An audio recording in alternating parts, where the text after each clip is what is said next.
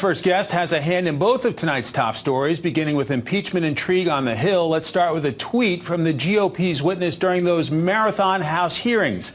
Constitutional law professor Jonathan Turley saying, quote, "The withholding of the articles is not only facially inappropriate, it shatters the fragile rationale for the House's rush to impeach."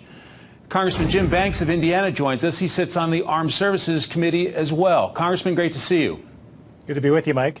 So this was day 4 of Joe Biden trying to address how he would handle a subpoena from Senate Republicans. Let's listen. What I don't want to do is play the game. He does it his whole career. Divert the attention. And that was the point I was making. I will not contribute to the notion there's any legitimacy to the notion of calling me as a witness. So this has been going since Friday. Your reaction, Congressman? Mike, politicians don't make a colossal flip-flop like that unless they took a poll and realized that they made one heck of a political mistake. Joe Biden understands now that he's caught between a rock and a hard place. The American people deserve to know more about Joe Biden's corrupt activities with his son, Hunter Biden, serving on the board of an energy company in Ukraine, selling access to his father in the Obama administration. That's what's got us to where we are at this point. The American people deserve to know more, and if he's subpoenaed to appear before a committee during the impeachment hearings in the Senate, Joe Biden knows that he's going to have to do that, and it's not going to go well for him or his presidential prospects. I'm sure some on the other side would say unproven corrupt. Your colleague, Joe Kennedy of Massachusetts, is expressing some frustration.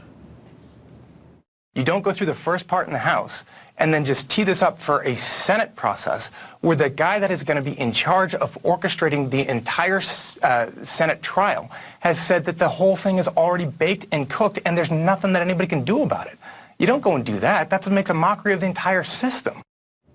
Do you have any concerns about the Senate trial?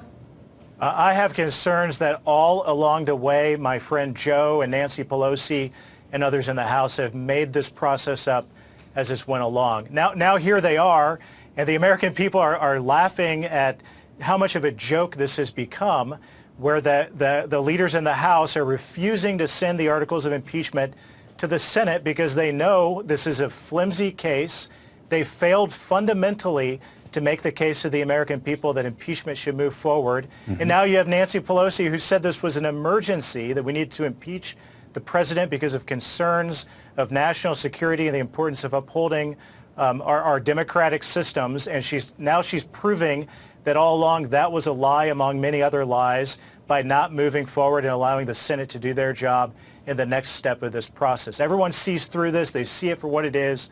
This is all about politics, and Nancy Pelosi's stall tactics show that once again. I want to get to Iran. The U.S. launched some strikes over the weekend, clearly trying to send a message to the regime in Tehran. You're on the Armed Services Committee. What is your reaction?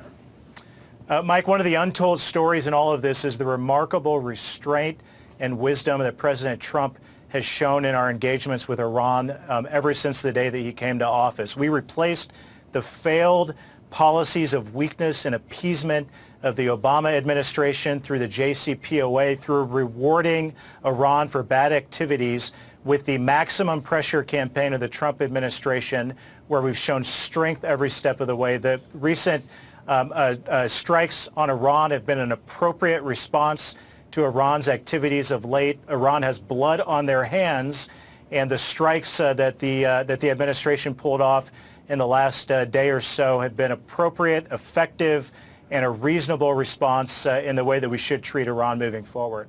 Congressman Jim Banks of the great state of Indiana. See you back on the Hill soon, sir. Happy New Year. Great to be with you.